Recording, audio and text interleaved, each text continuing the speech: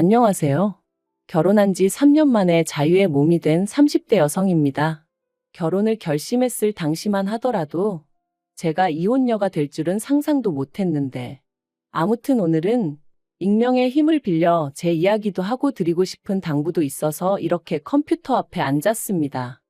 남편하고는 고등학교 때부터 알고 지냈는데 그렇다고 해서 매사 같이 하는 그런 단짝 친구는 아니었어요.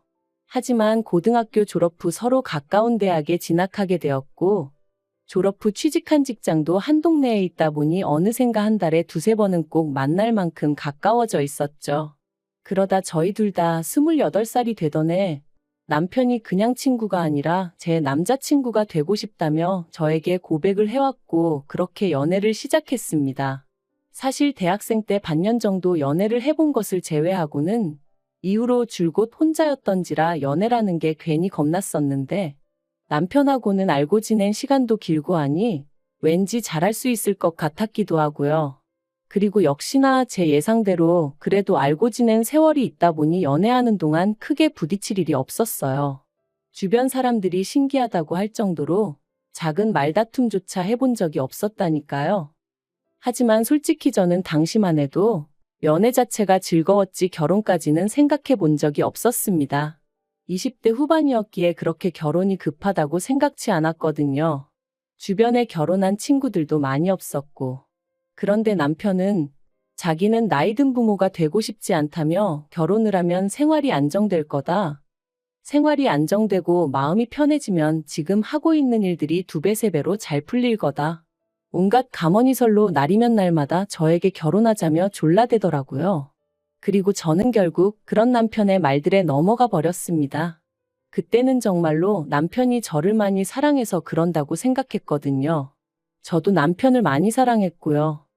하지만 결혼을 하고 나니까 남편이란 사람이 달라진 건지, 아니면 처음부터 제가 남편을 잘 몰랐던 건지, 저희는 하루가 멀다 하고 부딪히기 시작했어요. 특히나 남편은 전에는 한 번도 그런 내색을 한 적이 없었는데 결혼하고 한 달도 되지 않았을 때부터 회사를 언제까지 다닐 거냐고 묻기 일쑤였죠. 제가 그게 무슨 말이냐 하면 자기가 돈을 못 버는 것도 아니고 자기 부모님, 그러니까 시부모님이 가진 재산도 많으니 집에서 편히 쉬었으면 좋겠다 했고요. 그리고 이렇게만 들으면 아마 다들 제가 배가 불렀다고 할지도 모르겠지만 저는 남편의 그런 말들이 그렇게 좋게 들리지 않았습니다. 연애 때부터 남편에게 제가 얼마나 제 일을 사랑하는지, 자부심을 갖고 있는지 수도 없이 이야기했었는데 그런 제 생각은 전혀 존중해주지 않고 오로지 마치 제가 돈을 벌기 위해 회사 생활을 한다는 식으로 몰아가는 느낌이었으니까요. 그리고 그뿐만이 아니었습니다. 사실 직장 생활을 하다 보면 어쩔 수 없이 참석해야 하는 자리들 있잖아요. 거래처 미팅이라던가 회식이라던가. 그런데 남편은 제가 그런 자리에 가는 걸 날이 가면 갈수록 더더욱 노골적으로 불쾌해했어요. 그러면서 옆에 누구 있냐? 인증샷을 찍어보내라. 사진 말고 영상으로 남겨라. 심지어 한 번은 제주도 출장이 잡혔는데 난데없이 자기도 친구들하고 제주도에 가기로 했다며 저를 떠본 적도 있었네요. 그리고 그때 처음 남편이 단순히 나를 사랑하는 게 아니라 집착을 하는 건가 그런 의심이 들면서 조금 무섭기도 하고 짜증나고 어이도 없고 그랬죠. 부부 사이의 존중과 믿음은 그 어떤 것보다 중요하다고 생각했는데 남편과 제 사이에는, 아니 적어도 남편이 저를 생각하는 방식에 있어선 그 둘 중 한 가지도 없는 것 같았으니까요. 아무튼 그런 다툼이 반복될수록 저는 저대로 더더욱 회사 생활에 몰두했습니다. 막연하게나마 남편과 갈라서게 된다면 나에게 남는 건 이혼녀 딱지와 커리어뿐이다 싶었거든요. 그리고 제가 그럴수록 남편은 남편대로 제가 자기를 무시한다고 생각했던 건지 더 심하게 저를 못 살게 굴었고, 정말이지 끝없는 무한반복이 따로 없었네요. 그래서 결국 결혼한 지 2년 차가 되던 때 남편에게 차라리 이혼하자 했습니다. 우리는 결혼 전이 지금보다 더 행복했고 더 즐거웠던 것 같으니 지금이라도 제자리를 찾자고, 서로 밑바닥까진 보여주지 말자고요. 그런데 남편이 이혼이라니 가당치도 않다며 저를 잡았습니다. 제가 그렇게 힘들어하는 줄 몰랐다며 자기가 달라질 테니까 한 번만 더 기회를 달라나요? 그런데 기회를 줄지 말지 확답을 주기도 전에 시댁에 일이 터졌습니다. 남편에게는 1살 어린 여동생, 신우가 있었는데 그 신우가 죽었거든요. 신우는 시부모님과 남편뿐만 아니라 저에게도 싹싹하고 다정한 사람이었어요. 그리고 이제서야 말이지만 그런 신우가 있었기에 저로서는 상대적으로 시부모님을 대하는 상황에 있어 부담이 덜했던 게 사실이에요. 그런데 그런 신우가 언젠가부터 산에 오르면 가슴이 탁 트이는 것 같아서 비로소 숨을 쉬는 기분이라더니 그렇게 좋아하던 산에서 세상을 떠날 줄은 몰랐습니다. 나쁜 선택을 한 건 아니었고 같이 간 사람들 말로는 발을 헛디뎠대요. 그래서 미끄러졌는데 하필이면 거기가 절벽 같은 곳이었다고요. 그리고 시부모님은 종교적 신념이 있으신 분들이셨기에 어떤 이유로든 부검은 못한다, 안 한다 하셨습니다. 그래서 그렇게 신우를 보내줬어요. 그리고 갑자기 이런 일이 생기다 보니 남편과 제 이혼 이야기도 흐지부지 되었습니다. 비록 남편과 잦은 다툼으로 이미 사랑이란 감정은 식어버린 지 오래였지만 그래도 10대 시절부터 이어져 온 인간 대 인간으로서의 정이라고 해야 할지 남편을 차마 혼자 둘 순 없었거든요. 그래서 남편 마음이 어느 정도 안정이 될 때까지만 곁에 있어주겠다 했어요. 남편도 알겠다고 고맙다고 했고요.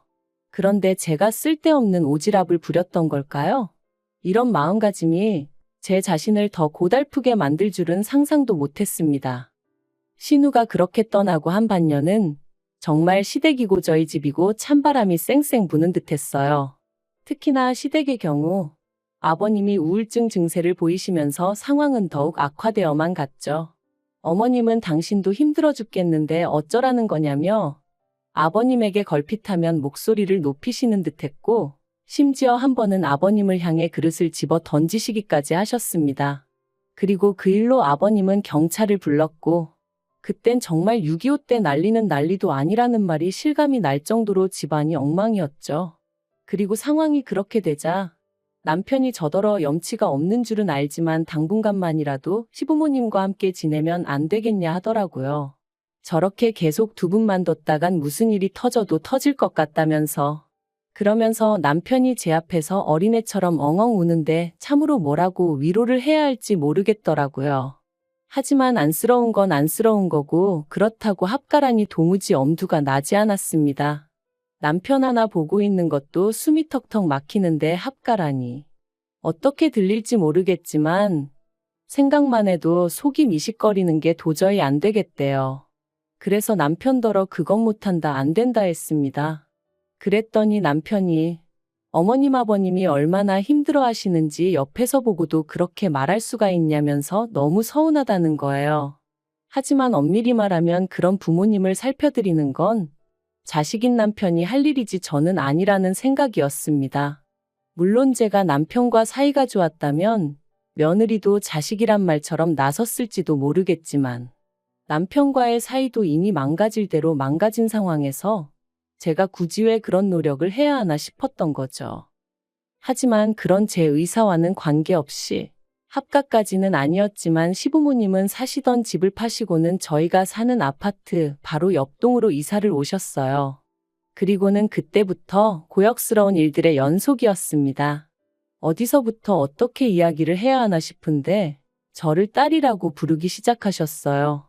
그리고는 걸핏하면 저더러 건너오라 하셔서는 신우가 살아있을 때 당신들에게 무엇을 어떻게 어떤 식으로 잘했는지 이야기하시며 이제 제가 그렇게 해줬으면 좋겠다고 하시더라고요. 참고로 어머님 아버님 두 분 다 남편과 제 사이에서 이혼 이야기가 나왔었다는 것도 알고 계신 상황이었는데 말이죠. 그래서 제가 그런 건 남편에게 이야기하셔야 한다니까. 걔는 아들이라 아무것도 모른다면서 이제 당신들은 제가 딸이다 생각하고 살 테니 그런 줄 알라나요? 어이가 없었죠. 멀쩡하게 저는 제 친정부모님 두 분 다 계신데 난데없이 제 부모가 되겠다 하시니 그리고 저는 고민 끝에 이건 아니라는 결론을 내렸습니다. 그래서 남편에게 헤어지자고 했어요. 이제 당신이 정신 차리고 어머님 아버님을 살펴드려야 할 때라고. 내 할 일은 끝났다고요. 그랬더니 남편이 또다시 하루는 울고불고 매달렸다가 하루는 온갖 욕을 해대다가 사람을 정말 미치게 하는 거예요. 그리고 제가 이런 모진수모를 겪으면서도 버티고 있었던 건 솔직히 버텼다기보다는 갈 곳이 마땅치가 않았어요. 친정어머니는 예전부터 심장이 좋지 않으셨기에 충격을 드리고 싶지 않았거든요. 그래서 어떻게든 최대한 제 선에서 일을 마무리 짓고 때가 되면 조심스레 천천히 알려드릴 생각이었던 거죠. 그런데 남편이 이런 제 상황을 약점으로 생각하고 그런 식으로 나올 줄은 꿈에도 몰랐습니다. 제가 이혼의 뜻을 굽히지 않자 결국 남편은 체념한 듯이 알겠다고 했고, 그렇게 저는 말 그대로 비로소 자유의 몸이 되겠구나 싶은 생각에 얼마나 후련했는지 몰라요. 그런데 그런 대화가 오가고 바로 이튿날이었습니다. 친정아버지한테 전화가 걸려왔는데 친정아버지가 이게 다 무슨 소리냐면서 방금 최서방이 왔다 갔다는 거예요. 그리고는 너희 이혼하냐? 네가 남자가 생겼다는데 사실이냐 하시는데 정말이지 미치고 환장하겠다는 게 이런 건가 싶대요. 그래서 그럴 리가 있냐 하곤 회사에서 하던 일도 던져두고 그대로 친정으로 향했습니다. 친정에 도착하니 친정어머니는 충격으로 누워 계셨고 친정아버지께선 남편이 와서 짓거린 헛소리들을 저에게 전해주셨어요. 그리고 당연히 그 안에는 거짓과 날조가 잔뜩 섞여 있었죠. 그래서 저는 그동안 엄마 아빠가 걱정하실까봐 말을 못했는데 사이가 안 좋았던 게 사실이라고 하지만 결코 내가 바람을 폈다거나 그런 일은 없다. 그렇게 설명을 했죠. 그러자 친정아버지도 당신 딸이 그럴 리가 없을 거라고 믿고 있었답니다. 하지만 어찌나 저희 남편이 목에 핏대를 세우고 달라들던지 사실이 아니면 저렇게까지 화가 날 리가 있나 싶기도 했다며 저한테 미안하다고 사과하시더라고요.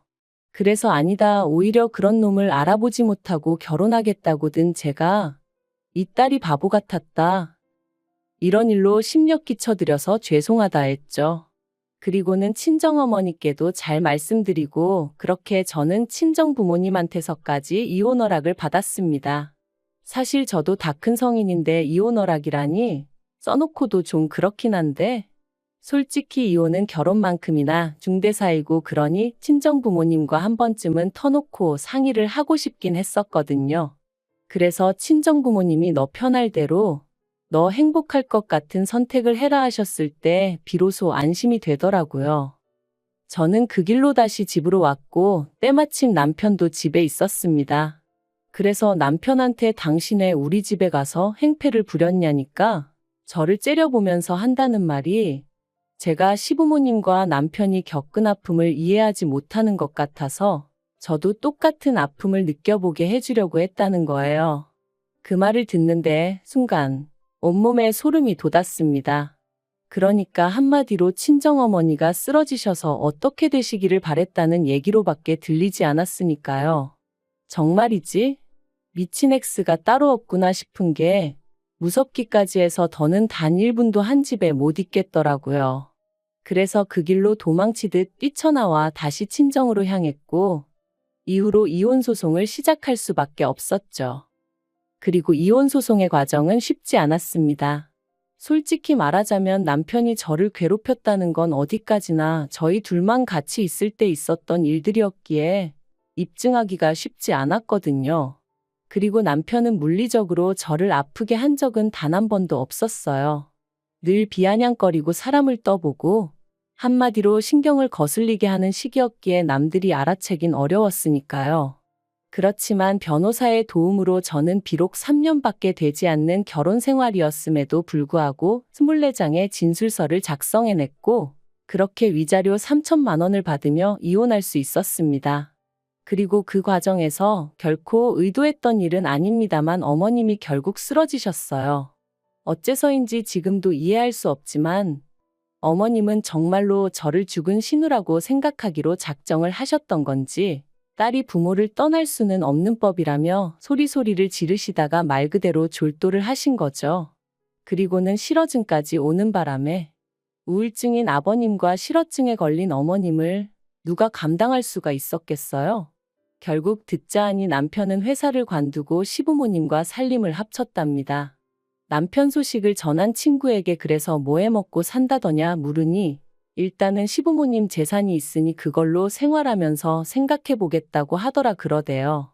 그래서 더는 뭐 묻지 않았어요. 솔직히 말하면 남편이 저희 친정어머니에게 했던 짓거리를 생각하면 측은지심은 개뿔, 지옥에나 가라고 하고 싶은 생각이었지만 한편으론 어머님이 쓰러지신 게 혹시 나 때문인가 하는 죄책감이 조금은 있었거든요. 그래서 뭐 잘 살아라까진 아니더라도 두 번 다시 너랑 나 마주치지 말자. 너는 너대로 나는 나대로 각자 갈 길 가자 그렇게 마음을 먹게 되었죠. 솔직히 속 시원히 제가 그간 당해온 남편의 괴롭힘에 보기 좋게 한 방을 먹였다거나 그런 건 없어요. 그렇기에 소위 어디 가서 저 잘했다고 할 이야기가 아니라는 것도 압니다.